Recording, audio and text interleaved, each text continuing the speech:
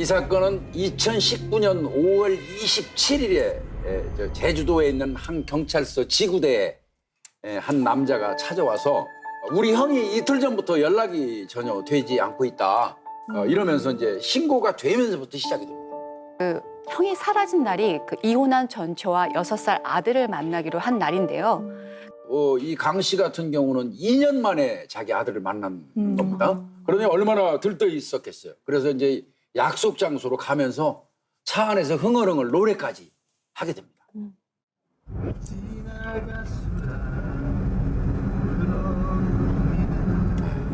정말 기분 좋게 운전하는 모습이네요.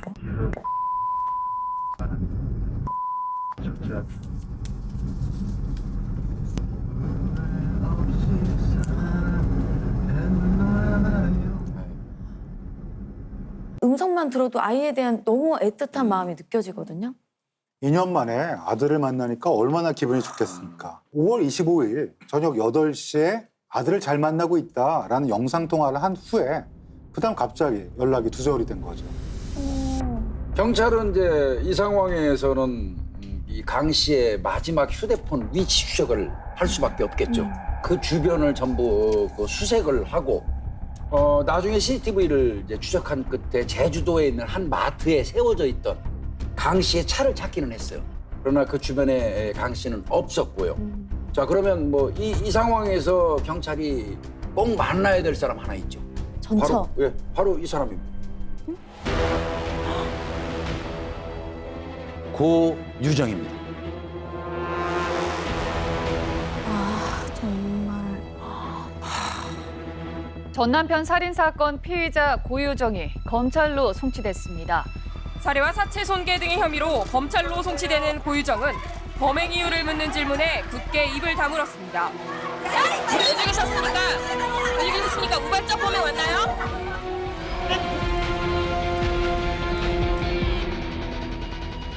경찰은 마지막으로 만났던 그 전처였던 고유정에게 전화를 겁니다. 그랬더니 고유정이 이런 말을 합니다. 나랑 강 씨랑 그리고 아이랑 셋이 제주도에 있는 놀이공원에 놀러 갔다. 그리고 예약했던 펜션으로 갔는데 거기서 좀 불미스러운 일이 있었다.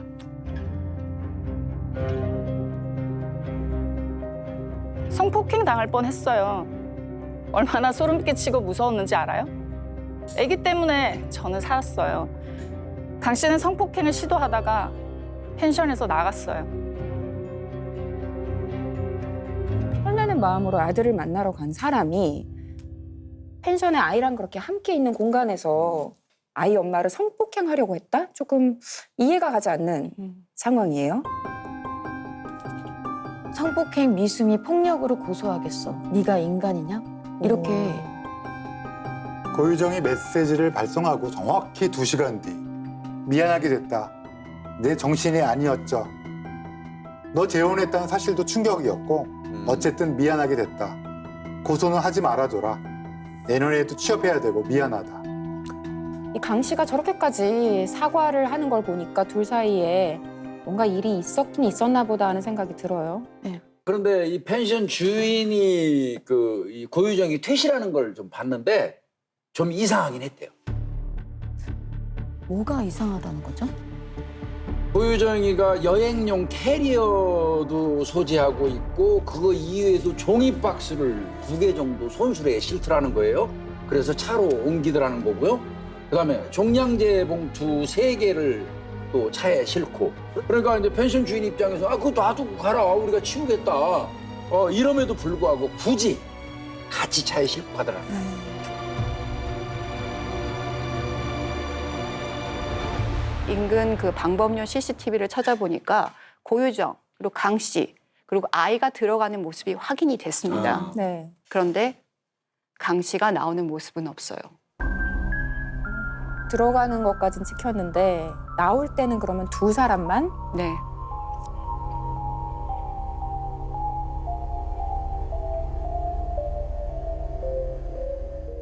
그리고 바로 과학수사대가 이제 현장 감식에 들어가게 되죠.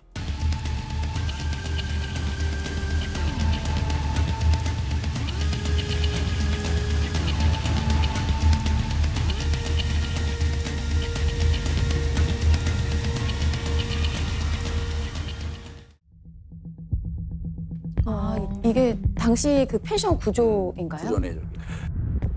감식할 만한 게 찾아볼 수 없을 정도로 아주 깨끗한 현장이었는데 이 다이닝 룸 쪽에 가보면 벽면에 비산 혈흔들이 조금씩 보이기 시작합니다. 크기를 측정해 보면 한 2mm 이하의 아주 작은 혈흔들이 발견됩니다. 2mm면 거의 안 보일 거의 안 정도네요. 2mm라고 하면요, 거의 일반인들은 알아볼 수 없는 거고요. 그 과학 수사를 하시는 분들이라고 하더라도 혈흔 교육을 좀 받은 분들만 맞아요. 좀 알아볼 수 있어요. 맞아요.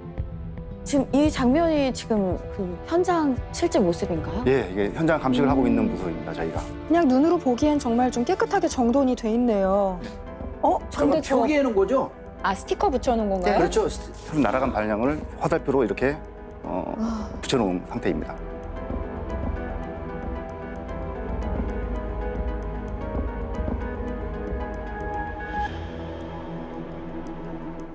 중요한 거는 저 혈흔이 누구의 것인가 예. 하는 것일 텐데 예. 누구 것인지 밝혀내셨나요? 예, 국가수에 DNA 검사 의뢰를 했는데요.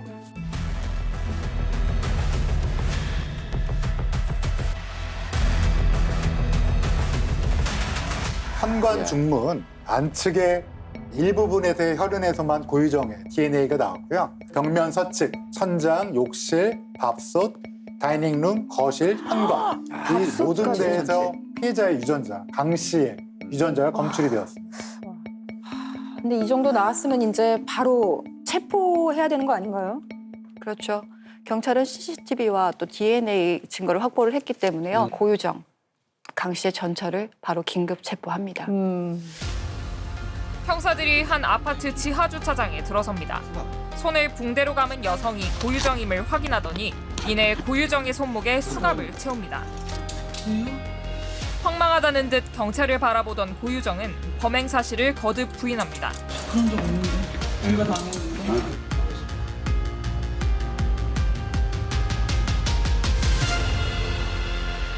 같이 있던 펜션에서 혈흔이 저렇게 많이 발견됐는데 이걸 인정 안 하기는 이제 불가능해진 거죠. 예. 이런 증거가 나왔음에도 불구하고 고유정은 계속적으로 우발적 범행이었다고 주장을 합니다.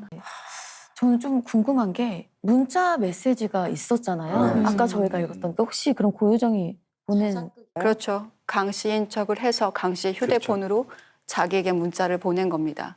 심지어는 강 씨가 칼로 자신을 위협하고 찌르면서 성폭행을 시도를 했었고 그로 인해서 자신도 상처를 입었다고 증거 보전 신청을 합니다. 상처에 대해서. 네. 내가 가해를 공격을 당해서 손 같은 데 상처가 났는데 재판이 열리는 과정이 있다 보면 내 손이 나을 거 아니냐. 예. 낫기 전에 이걸 증거 보전 신청을 해서 완벽하게 보존해놓고 네. 재판하자 이 얘기입니다. 보시면 이렇게 팔에 그리고 베인. 팔 안쪽 바깥쪽에 방언이란 건 방금 말씀하셨듯이 방어를 하다가 생긴 손상인데요. 보통 손바닥, 손등, 손날 뭐 이런 곳에 막다 보면 생기는 걸 그렇죠, 이렇게. 의미하는데요. 한 8개 부위인데요. 제가 그걸 다 봤거든요. 예. 근데 칼에 의한 예기에 의한 손상은 맞아요. 근데 저 상처는 우리가 흔히 절창, 베이는 거라고 얘기하는데요. 너무 얕아요. 너무 얕고 방향성이 한쪽 방향으로 쏠려 있어요. 그러니까 보통은 불규칙하게 돼 있던지 깊이가 다르던지 이래야 되는데 천편일률 쪽으로 얕고 잘 안 생기는 부위에 있어서 자신이 스스로 한 손상을 미수 손상이라고 하는데요. 그런 자해은에 가깝다 이렇게 판단이 됩니다. 이렇게 방어하는 사람은 없잖아요. 다 이렇게 막지 이렇게 막아가지고 여기에 상처날 수는 없잖아요. 이런 방어은이 어디 있어요? 이렇게 막겠죠. 고유정의 몸에 난 상처는 두 가지 형태거든요. 두 번째 있는 게 붕대 감았던 쪽에 열 손상이에요. 열 손상. 네, 이 손 마디 있는 부분에 이렇게 여러 가지 좀 벌겋게 보이는 부분이 있죠. 네. 이게 뜨거운 물이나 화학적 액체가 다 생긴 손상. 그래서 이런 걸 저희가 케미칼번 또는 네. 화학적 화상이라고 부릅니다. 그럼 고유정이 범행을 저질렀을 때 화학 물질을 사용했다는 얘기인가요? 그럴 가능성이 있습니다. 뭐 화학 물질이 뭐 염산이나 이런 것도 물론 그런 걸 일으킬 수 있는데요. 세제 중에 좀 강력한 세제. 그런 물질을 맨손으로 충분한 희석이 없이 사용하다 보면 이런 게 나타날 수 있습니다. 이게 범행 3일 전입니다. 범행 3일 전인데 제주도에 있는 한 그 마트에서 고유정이가 지금 물건 네. 사고 계산하는 모습이죠. 그 락스통 아닌가요? 우리가 일반적으로 얘기하는 그 배수구 배수구 세정제 그것도 샀어요. 고유정이 김장봉투도 구입을 했는데요. 네. 그게 너무 이상합니다. 뭐 네. 5월 중순에 김장봉투라니 좀 약간 계절이 맞지 않죠. 네, 겨울에 사겠죠, 김장봉투. 보통 겨울. 나중에 발견된 거 보면 24장 중에 7장의 김장봉투만 발견됩니다. 네, 그러니까 17개 김장봉투가 사라진 거예요. 사용한 거네요. 17개 김장봉투가 사라진 24개 사가지고. 어떻게 도대체 그 대용량에 뭘 넣었을까? 이런 의문이 드는 거죠. 저희가 지금 다 말을 못하고 예. 있지 머릿속에 상상이 되죠. 다음 영상 보면 더 기가 막힙니다.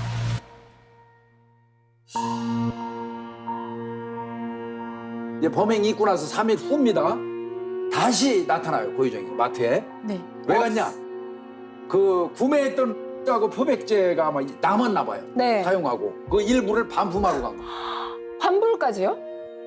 아주 태연하게 범행 도구에 썼던 이런 것들을 남아서 반품을 하러 갔다. 이게 무슨 심리인가요? 그럴 정신이 있다는 게 대단하네요. 일반인의 생각으로는 생각할 수 없는 거죠. 범행 도구를 반품했다라는 거잖아요. 근데 고유정에게 이게 어떤 의미인지를 봐야 돼요. 이 사건 자체는 그냥 일이에요. 과제예요. 이 사람이 수행해야 되는 과제로 생각을 하는 거예요. 어떤 감정이입을 하거나 죄의식을 느끼거나 그런 것 자체를 아예 배제해버렸다고 보면 될 것 같아요. 근데 이런 대형마트에 CCTV가 있을 거라는 건 알았을 텐데 여전히 그냥 청소 도구를 샀다가 반품했다고 말하면 될 줄 알았던 거예요? 그렇죠. 바깥에서 바라봤을 때는 구멍이 숭숭숭 나 있는 겁니다.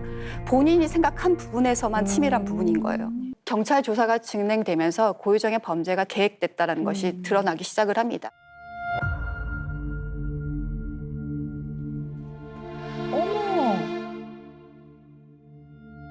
5월 10일 날 검색어는 주로 졸피뎀이나 마약이었습니다. 그리고 5월 13일과 14일을 보면 CCTV라든지 키즈 펜션, 무인 같은 펜션에 관련된 것들이었습니다. 이때 고유정은 직접 펜션의 주인에게 전화를 걸어서 여기가 진짜 무인이 맞는지 주인이 수시로 왔다 갔다 하지 않는지 그걸 확인했던 것 같습니다. 뭐 사전에 치밀하게 준비를 했다라고 우리가 추정해 볼 수 있죠. 이후의 검색어를 보면 진짜 이건 제가 제 입으로 옮기기도 불편합니다.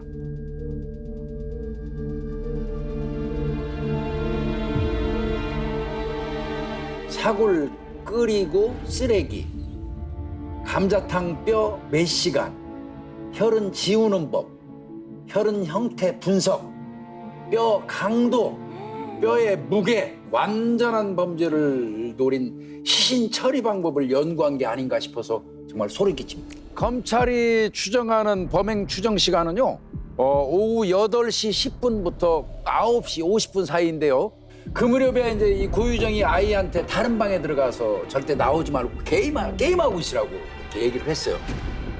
그런데 9시 50분경에 그 펜션 이 주인이 전화를 한단 말이죠. 네. 전화를 하니까 아이가 그걸 받았어요. 네. 아이가 그걸 받아가지고 이제 엄마를 부르는 거죠. 그래서 이제 고유정이 그 펜션 주인의 그 전화를 받았거든요. 펜션 주인이 이제 시설 사용법들을 다 설명하니까 사장님 이제 다 된 거죠? 라고 하면서 전화를 끊었습니다. 그리고 옆에 있는 아이에게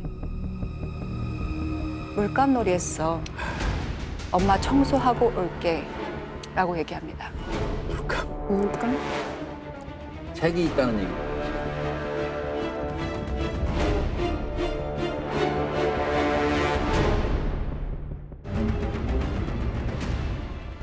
범행 중간에 전화를 받았다는 이 재판 과정에서 이 그 펜션 주인과 그 고유정이 통화했던 녹음 파일이 공개가 됐는데 갑자기 방청석이 술렁거립니다. 맞아요. 고유정의 목소리가 너무나 안정적이고 태연했기 때문입니다. 우발적 범행을 저지른 사람의 목소리라고는 전혀 생각이 안 드는 거죠. 목소리가 덜덜덜 떨리면서 어떻게 보면은 펜션 사장에게 도움을 요청해야 되는 상황인 거잖아요. 우발적이면요. 네. 네, 고유정 그리고 말대로 성폭행을 당할 뻔했으니까. 여기에 세기를 막는 증언이 하나 더 있습니다. 누군가 증언을 했다는 얘기인가요? 네, 맞습니다. 그 사건의 현장에 유일하게 있었던 사람이 누구죠? 아, 어린 아들이 좀 있었죠. 가혹하지만 여섯 살짜리 아들입니다. 네. 그 아들이 이런 얘기를 했어요. 그날 삼촌이랑 카레를 먹었어요. 근데 그 삼촌이 누구냐면 아빠예요, 사실은. 근데 고유정이 아빠라고 못 부르게 하고 삼촌이라고 부르라고 했기 때문에 그 아이는 삼촌이라고 부르는 겁니다. 그날 삼촌하고 카레를 먹었어요. 그 다음에 한 얘기가, 그 다음이 중요합니다. 엄마는 안 먹었어요.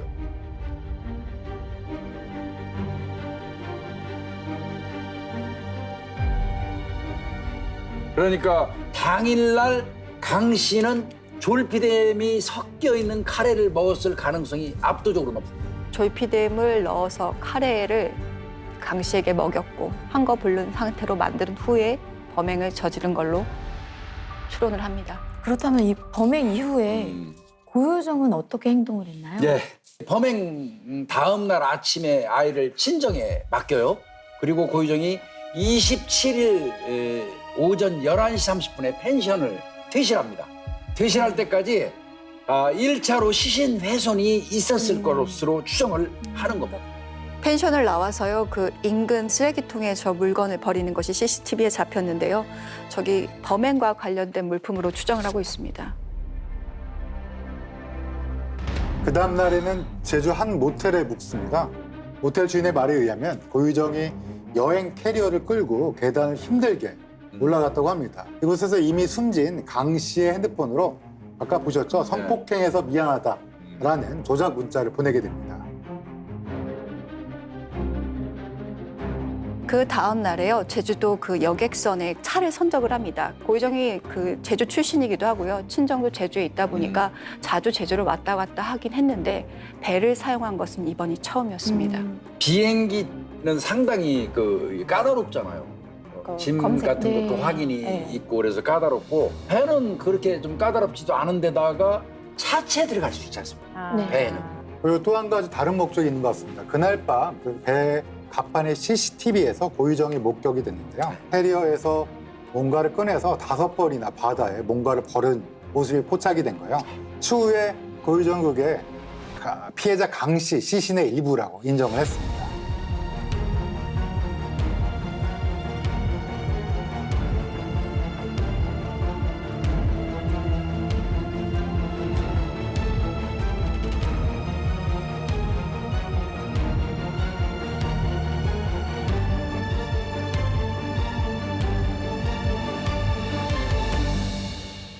고유정의 다음은 완도에서 인천으로 갑니다. 그 배에 내려서요, 인천의 한 가게에 가게 되는데요.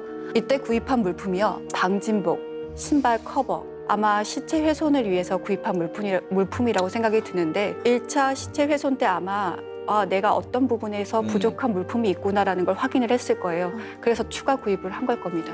그 다음에 고유정 자신의 아버지 명의로 된 김포의 아파트로 가서요. 이웃집은 그동안 6년 반 동안 거기에 한 번도 사람이 와 있지 않았기 때문에 빈집이라고 알고 있었는데 쿵쿵거리는 소리가 들려서 이상했다고 합니다. 여기서 2차 시신 훼손이 있었다, 이렇게 추정이 됩니다. 그 다음에 이제 그 청주로, 이제 본인 지금 현재 결혼 생활하고 있는 청주로 가게 되는데 저런 물품이 근처 쓰레기 분리장에서 발견이 돼서 경찰이 이제 압수를 하게 됩니다. 굉장히 좀 끔찍한 도구들이 많습니다. 네. 결론적으로 여기 지금까지 종합해 보면 여러 번 나누어서 이렇게 끔찍한 시신의 유기를 훼손을 하고 유기를 한 걸로 보입니다. 고유정은 그래서 시신을 유기하고 훼손하고 유기한 거를 모두 다 인정했습니다. 다만 끝까지 성폭행 때문에 벌어진 우발적 범행이라고 주장했고요. 이게 유가족을 더욱더 힘들게 만들었습니다. 피해자 강 씨는 어떠한 분이셨나요? 강 씨는 35살에 그 박사학위 마지막 과정만 남겨둔 학생이었습니다. 인정받을 수 있는 학자가 되는 바로 앞에 놓여져 있었던 거죠. 그리고 아들을 무척이나 사랑하는 아버지였습니다. 양육비 매달 40만 원을 보내기 위해서 그 아르바이트를 했다고 해요. 학생이니까. 네, 그리고 아들하고 다시 만나서 살 날을 꿈꿨다고 하는데 이제 형이 떠난 후에 그 동생, 죄송해요. 네.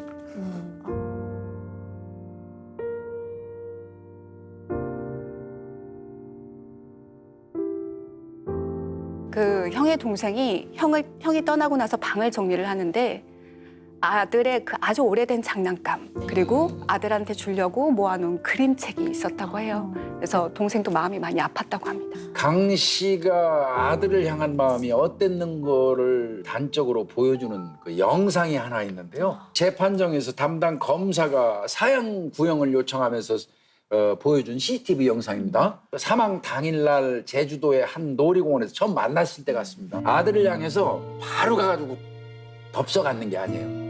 아주 천천히 걸어가서 아들을 번쩍 들어 올려가지고 목마를 태우는 그런 모습이 담겨 있습니다.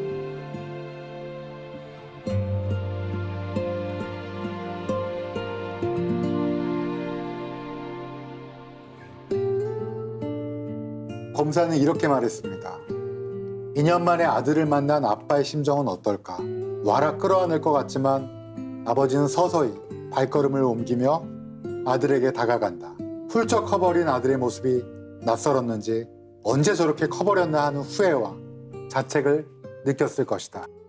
그럼 이 고유정 사건 판결은 어떻게 났나요?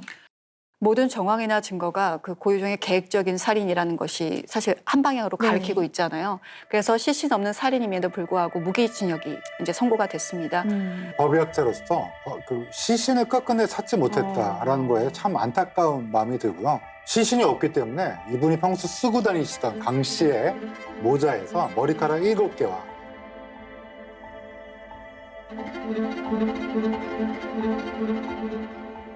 교수로서 활동하시게 되시면 입고 다닐 양복 그 한 벌로 장례를 치렀다고 하니까 상당히 안타깝다라는 마음이 듭니다.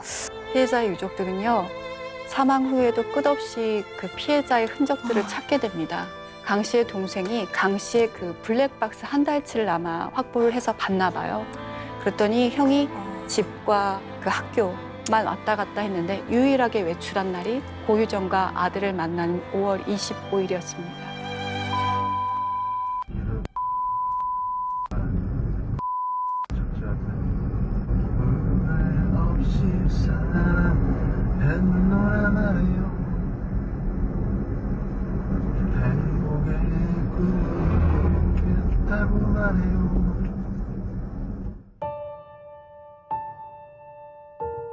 저도 많은 사건을 봤습니다만은 이렇게 잔혹한 또 이렇게 희생자를 비참하게 처리한 사건은 없었던 거로 보입니다. 유가족들의 심정 우리가 많이 헤아려야 될 것 같습니다.